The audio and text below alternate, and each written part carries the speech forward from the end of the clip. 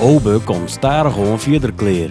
Het gebouw van Loon van Taal wordt zichtbaar en het koe minder al jaar joert. Ja, mooi waar weer. Ja, zeker. Heerlijk.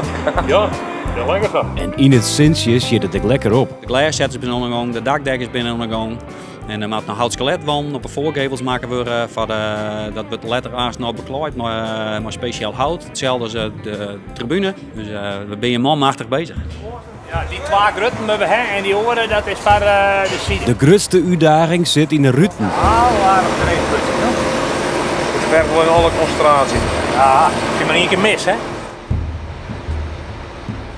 Het binnen baas ding. Die ruten zijn 2 meter bij 4,5 meter hoog.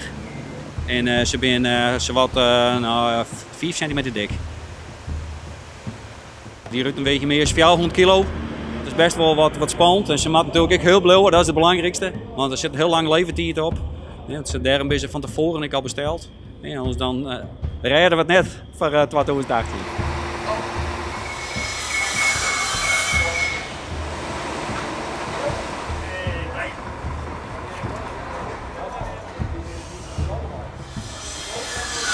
Obe wordt mooi jacht. Want hoeveel ruten zitten er ook maar weer in? Stukken saus.